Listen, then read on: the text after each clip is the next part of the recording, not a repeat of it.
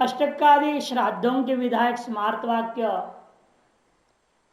अपने से इतर वेद वाक्यों की तरह वेद कर्म के प्रतिपादक है, अतएव जो है वह अपौरुषेय नहीं है कि वैदिक ऋषियों ने ही वेद के द्वारा अष्टकादि कर्मों का प्रथम ज्ञान प्राप्त करके अपने स्मृति ग्रंथों में उसको और परिबद्ध कर दिया और विस्तार रूप में उसकी प्रक्रिया बता दी कि वेद हर एक कर्म की विस्तार रूप नहीं बताया, कर्मों को बोल दिया। अब उसका विस्तार के लिए बाद में श्रौत सूत्र ग्रंथ है, आशुलायन श्रौत सूत्र है, कात्यायन श्रौत सूत्र है, आपस्तंभ श्रौत सूत्र है, अनेकों। ये सब वैदिक ऋषि हैं, वेदों को भी उन्होंने रचा, जो दृष्टा थे और उन्होंने वेद दृष्टा होकर के जो ध्यान समाधि में अनुभव हुआ उसको उन्होंने वेद में जो बन गया जो हो गया, उसके बाद उसके विस्तार उन्होंने अपने सूत्र ग्रंथों में कर दिया है। इसलिए वेद मूलक ही है, अलग अलग ऋषियों ने बोला ही नहीं। जिसने वेद को दर्शन किया उसी ने उस श्रौत सूत्र रूपी स्मृति ग्रंथ को बनाया। इसलिए मीमांसा दर्शन में एक अधिकरण है, उसका नाम है स्मृति अधिकरण। प्रथम अध्याय तृतीय पाद का पहला अधिकरण है स्मृति अधिकरण। उसे विचार किया अष्टका कर्तव्या, अष्टका कर्तव्या कर, ये आश्रयण गृह सूत्र का देखो, क्योंकि आश्रयण गृह सूत्र भी है, आश्रयण श्रौत सूत्र भी है, धर्म सूत्र भी होता है, कल्प सूत्र होता है ना, हर एक प्रकार के सूत्र ग्रंथ हैं। उनमें से गृह सूत्र में आया हुआ है। स्मृति वाक्य से भी अष्टका श्राद्ध है, उसका मंत्र लेकिन वेद में है, उससे मालूम होता है वेद में इसका विधि भी है, तभी तो मंत्र आया। मंत्र भी दिया, याम जन प्रतिनंदन्ति रात्रि धेनुम विवायतीम संवत्सरस्य या पत्नी सानो वस्तु सुमंगली अष्टकायै सुराधसे स्वाहा। ये वेद में विद्यमान मंत्र है। और ये 7 जो पाक संस्था के यज्ञ हैं उनमें से सबसे पहले यही है। और ये जो किया जाता है मार्गशीर्ष मास, पौष मास, माघ मास और फाल्गुन, ये टांडी के 4 महीने, मार्गशीर्ष, पौष, माघ और फाल्गुन, इन्हीं 4 महीनों के सप्तमी अष्टमी नवमी पक्ष के सप्तमी अष्टमी और नवमी 3 दिन होते हैं। कृष्ण पक्षीय, वो भी कृष्ण पक्ष का, शुक्ल पक्ष का नहीं, सप्तमी अष्टमी और नवमी तिथियों में 4 अष्टका श्राद्ध कर्म किए जाते हैं। सब मिलाकर इसलिए कितना हो गया, 12 हो जाएगा, 12 श्राद्ध हो जाते हैं। इन कर्मों के विधायक स्मृति वाक्यों की धर्म प्रमाणता स्थापित करते हुए संशय आदि का प्रश्न न्यायमालाकार ने बहुत सुंदर किया। जीवनी न्यायमाला मीमांसा दर्शन के ग्रंथ है। अष्टकादि स्मृति धर्मे न मात्व मानता अथवा निर्मूलत्व मानम सा वेदार्थोक्तो निरर्थता वैदिक स्मर्यमाणत्वात् संभाव्या वेद मूलता विप्रकीर्णार्थ संक्षेपात् सार्थत्वादस्य मानता। अष्टकाय स्मृति धर्म में प्रमाण है या नहीं है, न मात्रम मानता अथवा, इसको प्रमाण मानना चाहिए या नहीं मानना चाहिए। पूर्व पक्ष कहेगा नहीं मानना चाहिए। निर्मूलत्व न मानम, निर्मूल है, इसको वेद मूल नहीं है, इसको नहीं मानना। वेदार्थोक्ति में मैंने वेद में कथित प्रयोजन के दृष्टिकोण से भी व्यर्थ है, निरर्थ था। तो सिद्धांति कहते नहीं, वैदिक स्मर्यमाणत्वात् संभाव्या वेद मूलता। वैदिक पुरुष जो आश्रयण आदि ऋषियों के द्वारा अपने गृह सूत्र, शव सूत्र आदियों में स्मृत होने के नाते भी यह वेद मूलक संभव है। वे प्रकीर्णार्थ संक्षेपात, क्योंकि इधर उधर बिखरी हुई अर्थों को संग्रह किया है स्मृतिकारों ने। स्मृतिकार यही करते, अधूरा अधूरा इधर उधर पड़ा है उसको सब इकट्ठा करके एक लाइन में सेट करके आपको दे देते हैं, भाई आदमी को सुविधा हो जाए कैसे करना है। कि वे पूरा वेद सभी तो पढ़ नहीं सकते। मान लो अपने एक शाखा आपने पढ़ ली अपनी, वो शाखा में सब सारी बात तो मिलेगी नहीं, ये क्या करो, कैसे करोगे अनुष्ठान वगैरह। इसलिए श्रौत सूत्र ग्रंथ बना दिया। श्रौत सूत्र, गृह सूत्र, धर्म सूत्र, कल्प सूत्र, ये 4 प्रकार के मुख्य सूत्र ग्रंथ है। शुल्भ सूत्र भी होता है, वैसे शुल्भ सूत्र भी करके भी है। मुख्य 4 है, क्वचित इसमें शाखाओं के 5-5 ग्रंथ मिल जाते हैं। उन्होंने क्या किया, जितने इधर उधर विकीर्ण है, प्रकीर्ण पड़ा है, उनको संग्रह कर किया। और अलग अलग कर्मों का भी, उसे भी क्या किया, अलग अलग कर्म का, किस कर्म में क्या क्या होना चाहिए, कैसे सारा क्रम को तय करके दे दिया। इसे कहीं भी कुछ भी संशय होता है, हम लोगों को सर्व सूत्र ग्रंथों में जाना पड़ता है। सूत्र ग्रंथों में जाएंगे तो उसका समाधान आसान हो जाता है। और वहां भी कहीं पर कहीं खिचड़ी पक गया हो, सही समाधान ना हो, तो जैमिनी सूत्र पढ़ लो। जैमिनी दर्शन में, मीमांसा दर्शन में सारा समाधान पूरा हो गया, उससे आगे कोई शंका ही नहीं रही। इसे बहुत बड़ा दर्शन बनाना पड़ा इनको, 16 अध्याय वाली, लेकिन उन्हें पूरा का पूरा समाधान कर दिया। अच्छा, इतना ही नहीं, विशेष विरुद्ध हेतु भी है ये। तुम्हारा जो वाक्यत्वाद हेतु है वो कैसा है, विशेष विरुद्ध भी है। कैसे बता रहे, देखो, माता पितृ संबंधोत्पन्न, मूल में पांच भौतिक शरीरत्वादि गुण विशिष्टानाम एवं पुरुषाणाम वाक्य स्वातंत्र दर्शनाद अतादृश स्वातंत्र कल्पनम विशेष विरुद्ध। वेद वाक्यों को पौरुषेय मानना विशेष विरुद्ध है, वाक्यत्वात् हेतु विशेष विरुद्ध भी है। क्यों? क्योंकि हम वहीं पर स्वतंत्र मानते हैं वाक्यों में जहां जो पुरुष, कैसा पुरुष के द्वारा निर्मित हो, माता पितृ संबंध से उत्पन्न, माता पिता का संबंध से पैदा हुआ जो आदमी, उसके द्वारा यदि लिखा जाता है तो वो स्वतंत्र होता है। जैसे काव्य वगैरह बाद में कालिदास वगैरह ने बनाया। उत्पन्न जो पांच भौतिक शरीरत्वादि गुण विशिष्ट, पांच भौतिक शरीरत्वादि गुण विशिष्ट वाला जो पुरुषों के द्वारा जो वाक्यों में स्वातंत्र देखा जाता है। और वेद कैसा है, ऐसा नहीं है। अतादृश्य, जो ऐसा नहीं है, इन वाक्यों को भी में भी स्वातंत्र कल्पना करना विशेष विरुद्ध। स्वातंत्र कल्पना करते हो तो विशेष विरुद्ध दोष माना जाएगा। वेद वाक्यों में पौरुषित साधक जो वाक्यत्व है वह विशेष विरुद्ध हेतु है। इतना ही नहीं, हम अनेक सत प्रतिपक्ष बना देंगे, वाक्यत्व हेतु के विरुद्ध में सत्प्रक्ष खड़ा कर रहे हैं। कि वेद को पौरुषेय मानने वालों का पीछे 3 रहस्य है। क्यों वेद की रचना मानना चाहते हैं, वेद किसी के द्वारा रचित है या क्यों मानना चाहते हैं? सबसे पहला कारण यह हो सकता है, आप ऐसा कोई पीरियड मान रहे, समय मान रहे हैं जिसमें वेद नहीं था, है ना। प्रलय आदि काल में, महाप्रलय काल में ऐसे कुछ समय आप मान रहे हो जहां वेद था नहीं। इसे उसके बाद जो सृष्टि होगी वहां वेद कहां से जाएगा? तो उसके लिए अब कोई ईश्वर आदि कल्पना किया और उस ईश्वर ने बना करके हमको वेद दिया, ऐसे रचित मानना पड़ा, है ना, ईश्वर निर्मित मानना पड़ा वेद को। पहला इसलिए होगा कोई ऐसा विशेष काल होगा जिसे वेद नहीं है, ये पहला हेतु है वेद की रचना को स्वीकार करने का पीछे। दूसरा हेतु ऐसा होगा, ऐसा अतीत समय होगा जिस समय वेद भले रहा हो लेकिन कोई अध्ययन ही नहीं किया, अध्ययन नहीं होता था। फिर अध्ययन कराएगा कौन? उसके लिए कोई पुरुष की जरूरत पड़ी, अति में पौरुष हो गया। या तो वेद ही नहीं था, और दूसरा अतीत काल जिसमें अध्ययन किए बिना ही प्रथम बार अध्यापन करना पड़ा, अध्ययन किया ही नहीं और प्रथम बार अध्यापन करना हो तो कैसे करेगा वो? उसके लिए हमें वेद को ईश्वर के निर्मित पौरुषेय मानना पड़ जाएगा। अथवा तीसरा कल्पना कर सकता है, आत्मा नाना है, एक नहीं है, अनेक आत्मा है। जब अनेक आत्मा, इनमें से कोई ना कोई ऐसी आत्मा होगा जो इस वेद का करता होगा।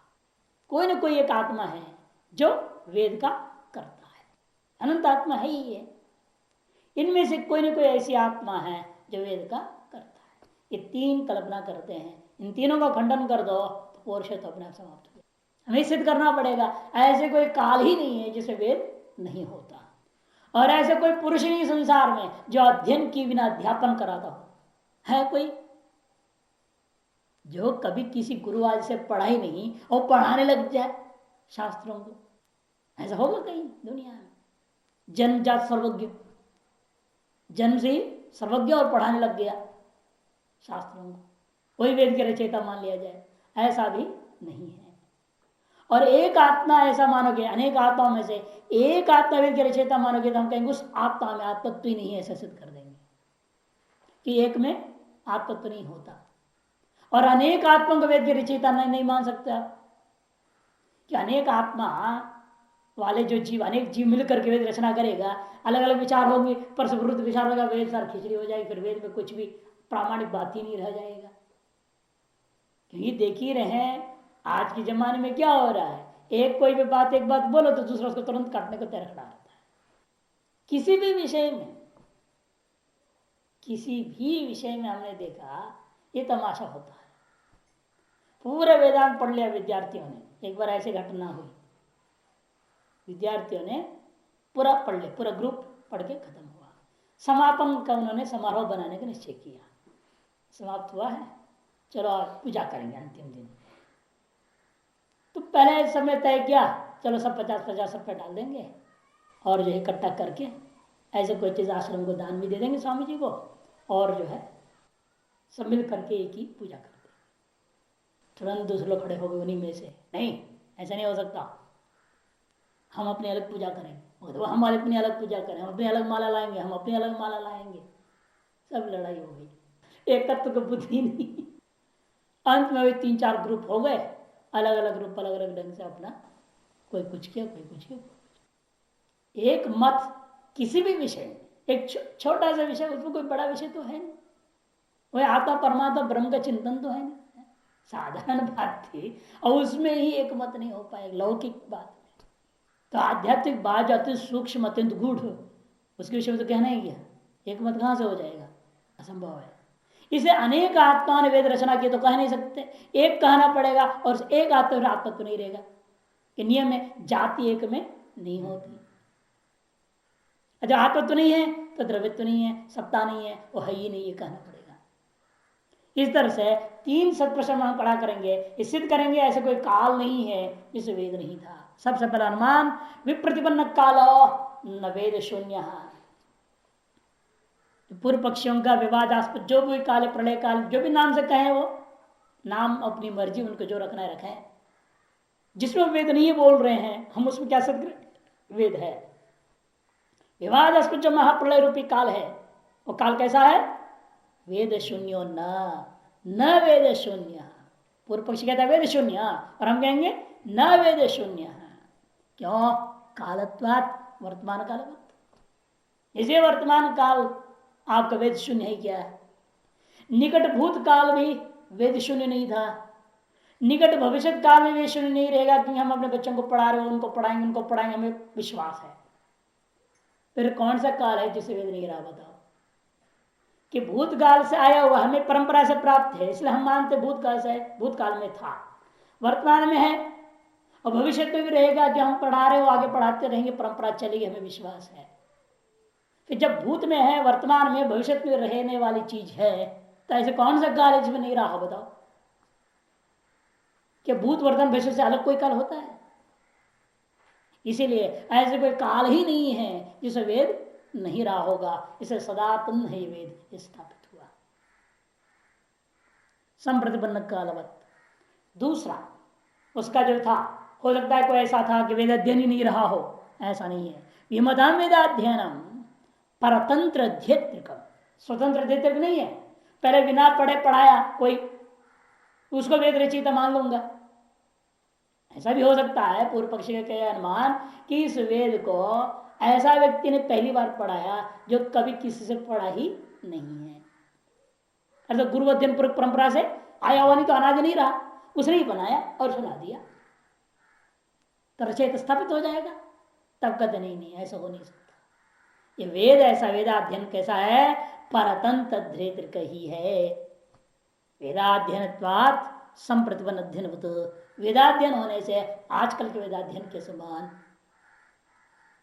आजकल के वेदाध्ययन में स्वयं कोई रचना कर कुछ बनाता नहीं, बोलता नहीं, बल्कि जो भी बोलेगा उसमें थोड़ा सा स्वर भी बिगड़ जाएगा, डांट पड़ेगी, परंपरा के विरुद्ध स्वर बोल रहा है, अपना स्वर जोड़ने की कोशिश करोगे तो डांट पड़ेगा, उसमें अपना राग नहीं आलापना है उधर फालतू के, डांट देंगे। ये क्या स्वर है, देखो स्वर होता है। ये जो कुछ पंडित लोग कुंभ मेड़ाओं में आप जाकर देखोगे, जब पुष्पांजलि करते राजा दे राजा धीमई करते रहेंगे, चल कहाँ इतना प्लुत, कहाँ लिखा है इतना प्लुत करने को, हैं? हाँ, जितनी जोर लगा सकते हैं वो पंडाल वाले जितना जोर से बोलो, उससे ज्यादा मुझे बोलना है। ये बेवकूफी है। लेकिन ऐसा नहीं, परंपरा वाले इसको विरोध करते हैं, ऐसा नहीं कर सकते हो, ऐसे उच्चारण कर डांट देंगे असली गुरु लोग। थोड़ा सा स्वर इधर उधर हुआ तो डांट पड़ता है। ये कोई पाखंडी लोग एक पार्टी से ढोंगी बने हुए हैं, केवल खुश करने के लिए मुंडेश्वरों को उल्टा सीधा चिल्ला देते हैं। और मुंडेश्वर लोग ज्ञान पढ़े इस विषय में, केवल वेदांत आचार्य, झूठे वेदांत आचार्य बने हुए रहते हैं। उन्हें क्या पता वेद का क्या पाठ है, कभी रुद्र तो पाठ किए नहीं खुद। जो पंडित कर रहा है तो ठीक है, क्या कितना जोर से किया हमारे पंडित ने। तो इसलिए वेद पाठ आजकल थोड़ी विकृत जो कहीं हो भी रहा है, लेकिन परंपरा में वो विकृत नहीं है। आज भी परंपरा वाले लोग बिल्कुल एक शब्द, एक अक्षर, एक मात्रा इधर उधर नहीं होनी चाहिए। बनारस सामवेद पाठी जो गिनते थे ना हम लोग, वो थोड़ा सा गलती गिन लिया तो डांट पड़ती थी। अभी वेद पाठ करते बिल्कुल ढंग से कर रहे थे बच्चे, छोटे छोटे आए थे, बहुत सुंदर किया है। मात्रा गिनती होनी चाहिए ना ढंग से, आगे पीछे करने की गिनती करते हो, मात्रा की गिनती नहीं थी वो, आगे पीछे करने। घनपाठ ऐसे होता है, गणानांत्वा गणपति गुम हवाम है, ये सीधा है ना, हवाम है गणपति गुम गणागणांत्वा, वहां शुरू कर फिर इधर से लेना, फिर पीछे शुरू कर इधर से घुमाना, उस घनपाठ में होते हैं। उसकी वो तरीका होती है, गिनती है होती है, किस तरह से कितनी बार आगे पीछे करनी पड़ेगी, वो गिनती करके वो लोग कर रहे हैं। परंपरा में सब शिक्षाएं जो दी जाती है तो उसमें हर चीज नियमित है। इसे कोई व्यक्ति अपने आप बना करके बोल दिया, ऐसा नहीं हो सकता। इसे कहते हैं किसी भी काल में वेदाध्ययन जो है परतंत्र अधित्र, मैंने गुरुमुख पूर्व की अध्ययन हुआ। परतंत्र कौन है? गुरु ही है। पर गुरुमुख से ही सुन करके सुनाया जाता है, अपने मन से कुछ बना करके नहीं होता। वेदाध्ययन होने से संप्रतिपन अध्ययनवत, आजकल के अध्ययन के समान। और कहेंगे फिर भी वो कोई आत्मा, अनेक आत्माओं से एक आत्मा कोई ना कोई है जो ईश्वर का ईश्वर माना जाएगा और वो वेदों का निर्माता बना, वो भी नहीं हो सकता। ऐसी आत्मा में आत्मत्व ही नहीं मानी जा सकती है, क्योंकि एक है ना वो, अनेक तो है नहीं। अनेक ईश्वर तो मानेगा नहीं कोई भी, है ना। अनेक ईश्वर मान तो लड़ाई हो जाएगी। एक ईश्वर बोले मैं प्रलय करूंगा, दूसरे ईश्वर बोले सृष्टि करूंगा। एक ईश्वर में ऐसा अवतार लूंगा, दूसरे से नहीं, तुम्हारा अवतार को हम नहीं होने देंगे, तो आपस में लड़ जाएंगे 6 ईश्वर भी। ये अनेक ईश्वरवाद तो मानता नहीं कोई, एक ईश्वर मानेगा। और जो एक है तो उस एक में कभी जाति होती नहीं है। जब आत्मत्व नहीं तो आत्मा क्या है? वो भले शब्द बोलो परमात्मा करके, लेकिन उसमें आत्मत्व ही नहीं रहेगा। आत्मत्व वेद कर्तृ व्यतिरिक्त समेतम न भवति, वेद कर्तृ व्यक्ति समेतम न भवति। आत्मत्व कैसा है? वेद रूपी कर्ता जो व्यक्ति होगा उसे समय समय से नहीं है वो जाति। क्यों? वो जातित्व, जाति होने के नाते एक व्यक्ति में तो रहेगा नहीं। और वेद कर्ता रूप व्यक्ति एक है, अनेक तो मानते नहीं हो, इसे एक में जाति होती नहीं है। इसलिए समेतम न होती जातित्वात् गोत्वैति प्रतिहित विरुद्धंच वाक्यत्वम, इस प्रकार से वाक्यत्व तो सत्प्रतिष्ठों से दूषित हो गया। अतएव वेद अपौरुष स्थापित हो गया। न एवं एवं भारतादि में भी अपौरुषत्व साधनीय। तो पूर्व पक्षी कहता है महाभारत भी अपौरुष है, वाल्मीकि रामायण भी अपौरुष है, सब पुराण भी अपौरुष है, सारा अपौरुष हो जाएगा। और जो कालिदास ने बनाया वो भी कह मेरा भी अपौरुष है। ये सब लोग अपने अपने अपौरुष बोलने लग जाए। कहते नहीं है, ऐसा हो नहीं सकता, क्योंकि तेषां दृढ़ कर्त स्मरण बाधित विषयता, वह दृढ़ तर जो है कर्ता का स्मरण है। किस ग्रंथ का कर्ता कौन है, किस समय में बनाया हो, वो भी अंदाज लोगों को है। इतने 1000 साल पहले लोग करते, ईश्वर में लिखा ना कौन किस समय पैदा हुआ था, सब लिखते हैं, भूमिका में ही लोग लिख देते हैं कौन सा ग्रंथकार है, कहाँ कहाँ से इसको उद्धरण हुआ, क्या हुआ, कैसे ने, पूरी परंपरा लिख देते हैं। तो सन भी जानते हैं, ईस्वी जानते हैं, संवत्सरों को जानते हैं, काल भी पता है, किस देश में बैठ के किया भी मालूम है। कई जगह कई ग्रंथ के बारे में भी मालूम होता है, वो कहाँ बैठ के लिखा है वो जगह भी मालूम है। जिस देश पता है, काल पता है, व्यक्ति पता है, फिर हम अपौरुष कैसे कह देंगे उसको? इसे दृढ़तर कर्तृस्मरण कर्तृस्मृति के द्वारा बाधित विषयत्वाद वह पौरुष नहीं हो सकता। क्योंकि अनुमान कहीं प्रवृत्त कराने तो कहां कराया जाता है अनुमान? हर विषय में उल्टा से थोड़े अनुमान कर सकते हो। किन किन विषय में अनुमान होता है? कहते हैं नानुपलब्धि न निर्णीत अर्थे न्याय प्रवर्तते इति भवद्भिर अभिगतत्वाच्च। आप न्यायिकों का ये कथन है, हमारा नहीं। आप लोग कहते हो क्या? कहां होता है अनुमान की प्रवृत्ति? न अनुपलब्ध न निर्णित अर्थ है, न्याय प्रवर्तते, मैंने अनुपलब्धि अर्थे न्याय न प्रवर्तते और निर्णीत अर्थे भी न्याय न प्रवर्तते। जो उपलब्ध नहीं होता हो वहां तो होता है, लेकिन अत्यंत अनुपलब्ध हो, जैसे खरगोश का सींग है, तो अत्यंत अनुपलब्ध है ना, अत्यंत असत्य है, उसके अनुमान कर देंगे, मैं श्रृंगवत बना देंगे, उसमें क्या है। शृंग कितने हैं? श्रृंग दो अस्थि दो स्तः, दो होते हैं। श्रृंगत्वात महर्षृंगवत, अनुमान तो करने में क्या दिक्कत है। जैसे गगनारविंदम सुरभि अरविंदत्वात, ये सब बाधित हो जाएंगे, ऑटोमेटिक दोष आ जाएगा उसमें। इति भगवद्वीर अभिगतत्वाच्छ, जहां पर साध्य की सिद्धि या बाध नहीं है, यदि साध्य सिद्ध हो तो भी फायदा नहीं है अनुमान करने का, और या साध्य का बाध हो वहां भी फायदा नहीं है। निर्णित मैंने साध्य सिद्ध हो गया, वन्य सामने दिख रहा है, फिर क्यों अनुमान करूंगा पहाड़ तो वन्य है, दिखाई दे तो करने की जरूरत नहीं है। सिद्ध विषय में भी करने की जरूरत नहीं है और बाधित विषय में भी नहीं किया जाता है।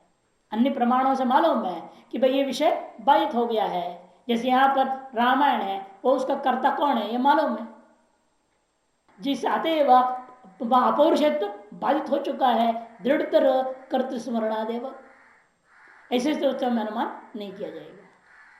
वहां एक किसी हेतु के द्वारा साध्य की सिद्धि की जा सकती है, अतः महाभारत आदि वाक्यों को अपौरुषया सिद्ध नहीं कर सकते, क्योंकि कर्तृ स्मृति के द्वारा उसका बात हो जाता है। न श्रूयते वेद वाक्य वेदानाम पौरुषेत्व, लेकिन तो पूर्व पक्ष कहता है वेद ही कह रहा है, वेद में ही ऐसे वाक्य है कि अमुक वेद ने किस देवता ने बोला। कर्तृत्व जो है वेद स्वयं कह रहा है, उसका कर्ता कौन है। वेद में ऐसे मंत्र है, वो खुद बता रहा है वेद मैं किससे पैदा हुआ हूं। कैसे मंत्र बता रहा है, देखो, वक्तृभ्यो वेदास्तस्विश्रदा, एक वेद वाक्य, वो ब्रह्मा के 4 मुख है, और 4 मुख से 4 वेद धर धर धर निकलते गए। 4 मुख है ना, 4 मुख से 4 वेद निकला, ऐसा मंत्र है। दूसरा मंत्र है ऋग्वेदे अग्नि रजा यजुर्वेदो वायु हो सावेदादित्यात्, ऋग्वेद जो है अग्नि से पैदा हुआ, यजुर्वेद वायु से पैदा हुआ, और सामवेद सूर्य से पैदा हुआ, ऐसा भी मंत्र आ रहा है।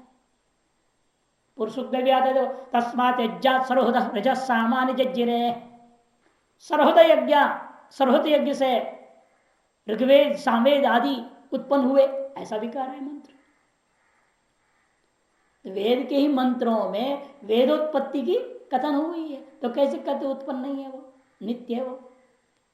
अतः कथम अपुरुषत्व, इसका पुरुषत्व कहां से हुआ, पौरुष है। ये देवता लोग है ना, अग्नि वायु सूर्य देवताओं ने पैदा किया, देवता क्या है, पुरुष विशेष है, तो पौरुष हुआ कि नहीं हुआ वेद। कई कई जगह तो स्वास्थ्य से उत्पन्न होगा ऐसे। हाँ, बृहदारण्यक परिषद में आया, तस्य तस्य महतो भूतस्य योने है निश्वसितमेत ऋग्वेद यजुर्वेद सामवेद अथर्वांग इतिहास पुराणानि, बृहदारण्यक परिषद मंत्र में आया। ये सही क्या वो सही, ये सही क्या वो सही, एक भी सही नहीं है। ये तो कह रहे हैं, देखो कहेंगे अर्थवाद है, ये अर्थवाद है। यदि वास्तव उत्पन्न होता तो एक ही होना चाहिए ना, परस्पर विरुद्ध क्यों आ रहा है वेद वाक्य में। इसे अलग अलग प्रकरणों में अलग अलग स्तुति करने के लिए कह दिया जाता है। स्तुति करने के लिए भी, देवताओं स्तुति के लिए, यार देखो ये देवता महान है जिससे ऋग्वेद प्रकट हुआ है, वो देवता की स्तुति के लिए, यानी कि उसने ऋग्वेद को बनाया, वो देवता ऋग्वेद बनाया ऐसा अर्थ नहीं है। ये कहेंगे ना, इति चेत मैवम एतानि ही वाक्यानि परस्पर विरुद्धानि, ऐसा वाक्य कैसे है, परस्पर विरुद्ध है। पहला वाक्य कहता है ब्रह्मा जी के 4 मुख से आ गया, तो 4 मुख से फिर वायु देवता ने क्या किया उसमें, फिर कह रहे हो अग्नि से आया, वायु से आया, सूर्य से आया, या अग्नि वायु सूर्य ब्रह्मा जी की खोपड़ी है, ऐसे तो नहीं ना, अलग देवता है ना। या तो ब्रह्मा जी की खोपड़ी से आया बोलो, 4 मुख से आया बोलो, या तो इन देवताओं से आया बोलो, या तो यज्ञ से आगे बोलो, सर्वहुत नामक यज्ञ से आया। अगला मंत्र क्या बोलता है, तस्मात् यज्ञात् सर्वहुतः सामान्य यज्ञ ने, अलग अलग उत्पत्ति बता दिया, कई मुख से बता दी, कई देवताओं से बता दिया, कई यज्ञ से बता दिया। परस्पर विरुद्ध है या नहीं है। यदि कोई कहा जाए आप उस माँ से पैदा हुआ, इस माँ से भी पैदा हुआ, उस माँ से पैदा हुआ, तुम जूता उठाओगे देखो बोलने वाले को मारोगे, क्या कह रहा है? 3-4 माह से पैदा थोड़ी हुआ मैं, एक ही से तो पैदा हुआ हूं, एक ही जगह से तो पैदा हुआ, वेद भी ऐसे ही। तो परस्पर विरुद्धानी प्रमाणांतर बाधित विषयाणी च, और प्रमाणांतर से बाधित भी है ये, अन्य प्रमाणों से बाधित भी हो रहा है। इसे हमें क्या मानना पड़ेगा? इसलिए इसको स्तुति पर मानना पड़ेगा। जैसे कह दिया आदित्यो यूप, ये भी तो वेद कह रहा है आदित्य क्या है? यूप है, अर्थात बाधित हो गया। क्योंकि यूप क्या होता है? एक डंडा है जो गाड़ा हुआ है, जिसके पीठ लगा करके सामगान गाता है सामवेदी, सपोर्ट जो है ना जोर से गाने के लिए, और सपोर्ट वाला जो पीछ का डंडा तो यूप होता है। और उसे घी लगा देते हैं लोग, पहले वो चिकना हो गया, चमकने लगा, चमकने लगा दीपक में, तो नाम सूर्य जैसे चमक रहा है, तो सूर्य है ये। क्या यूप सूर्य हो जाएगा? पीठ को ला के बैठ सकता सूर्य से कोई? राख हो जाएगा। तो आपको मानना ही पड़ता ना कि प्रत्यक्ष प्रमाण से बाधित हो रहा है, यूप कभी सूर्य नहीं हो सकता, या सूर्य यूप नहीं बन सकता, प्रत्यक्ष बाधित है। अच्छा, आप उसको स्तुति मानते हो नहीं मानते हो? ये भी इस तरह से प्रमाणांतर से बाधित होने के नाते है, और परस्पर विरुद्ध होने के कारण से भी क्या मानना पड़ेगा? स्तुति माननी पड़ेगी। प्रमाणांतर बाधित विषयाणि च आदित्यो यूप इत्यादि वाक्यवद ये तेषाम अर्थबाधित परिकल्पना इत्यादि वाक्यों के समान इस इन वाक्यों को भी अर्थवाद ही मानना होगा।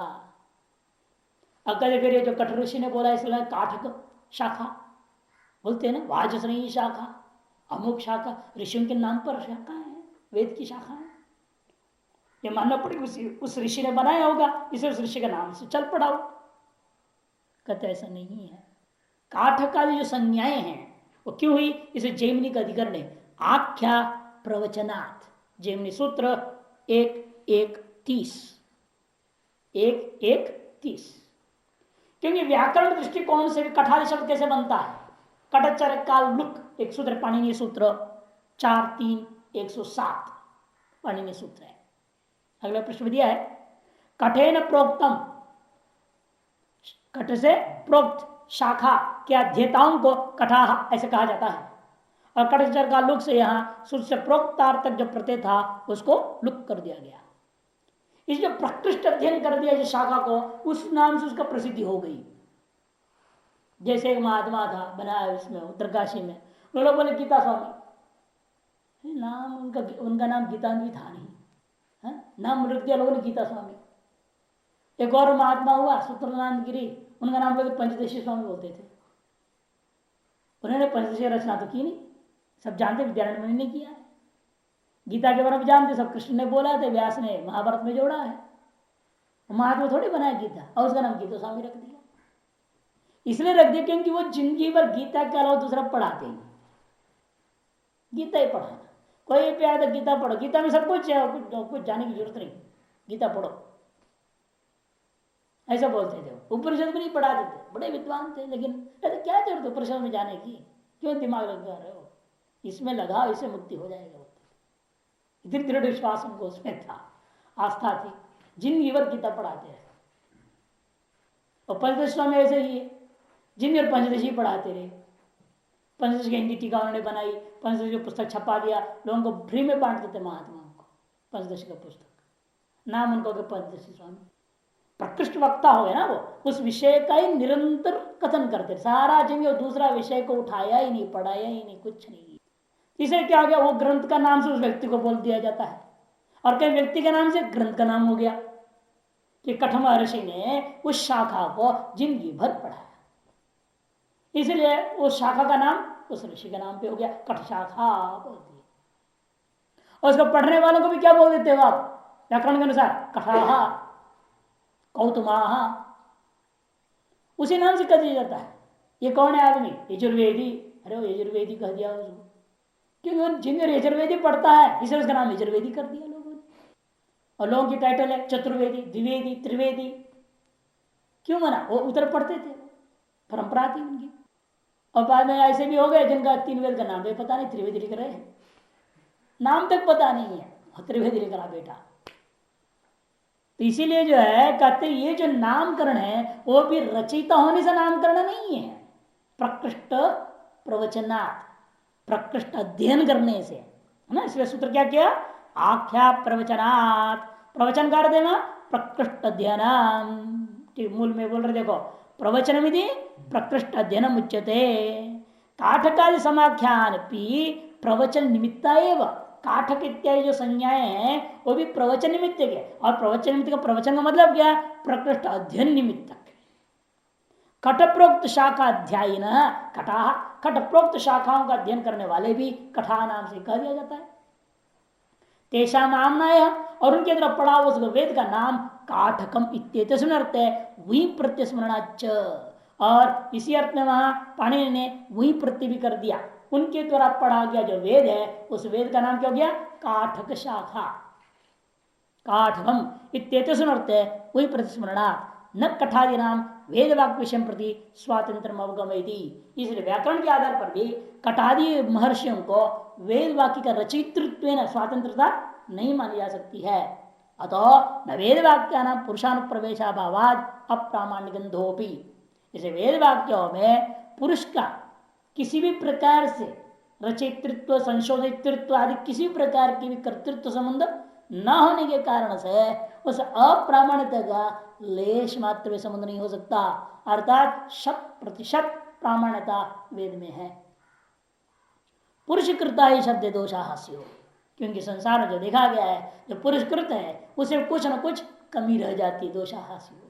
तब पूर्व पक्ष कहता है नो पुरुष गुण निबंधना एवं शब्द गुणा यथा रामायण आदिशु, पुरुष की महानता के कारण से वह ग्रंथ में भी महानता आ जाती है, उसी गुणों की वजह से पुरुष में विद्यमान गुण रूपी निमित्त कारण को लेकर के शब्द में ग्रंथ में भी क्या हो जाता है, गुण आ जाता है। जैसा रामायण प्रसिद्ध हो गया कि वाल्मीकि के कारण से, वाल्मीकि प्रसिद्ध क्यों हुए, उनकी तपस्या की कथा है, ऐसे महान ऋषि थे, जहां बैठे तपस्या करने पहले डकैत थे, है कि नहीं, नारद जी की कृपा हुई, मरा मरा बोलते राम राम बोलने लग गए, उल्टा बोला ना पहले उन्होंने, सीधा भी बोला नहीं आया उनको, ऐसा जंगली आदमी, राम राम बोल दिए, फिर ऐसा हो गया कि पूरा बाम्बी बाम्बी चढ़ गई, बाम्बी बोलते हैं ना वाल्मीकि संस्कृत में, उसको हिंदी में बाम्बी कहते हैं, है ना, पूरा शरीर पर हो गया मिट्टी का, जो कीड़े बनाते हैं ना बाम्बी कहते हैं उसको, बाम्बी का मिट्टी बोलते हैं, वो सारा का सारा शरीर में हो गया, ऐसी तपस्या किया, इसलिए तल्लीन हो गए। फिर वहां उस स्थिति से बाहर, जो समाधि से बाहर है, तब लिखा हुआ ग्रंथ है, और अभी वो तब लिखे हैं जब राम पैदा होने से 9000 साल पहले लिख दिया, राम के पैदा होने से बताया जाता है 9000 साल पहले। बताओ कितने भावी दृष्टि उनके अंदर थी, क्या होने वाला है क्या नहीं होने वाला, भविष्य का दृष्टि। हर युग में तो होते हैं, हर युग में तो होता रहता है, हर चतुर्युग में, हर चतुर्युग में वाल्मीकि भी होएगा, उसमें कौन सा बड़ी बात है। पूर्व चतुर्युग में वाला यहाँ थोड़ी अभी आया है, याद रख रहे हैं, ये तो अनादि संसार के हम लोग व्यवस्था देते हैं, चतुर्युग अनंत होता है, लेकिन जो जीव वाल्मीकि हुआ वही जीव थोड़ी वाल्मीकि हो रहा है, वही पोस्ट जैसा है, वही नाम चलते रहेगा।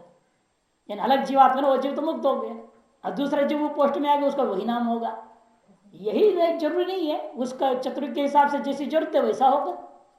हर चतुर्युग में जो जीव वही एक स्टैंडर्ड वाले पैदा हो जाएंगे क्या, हर चतुर्युग में जो जीव पैदा होते हैं एक ही क्वालिटी होंगे, कुछ पुण्य पाप से कुछ आगे पीछे नहीं होगा क्या, फर्क होगा।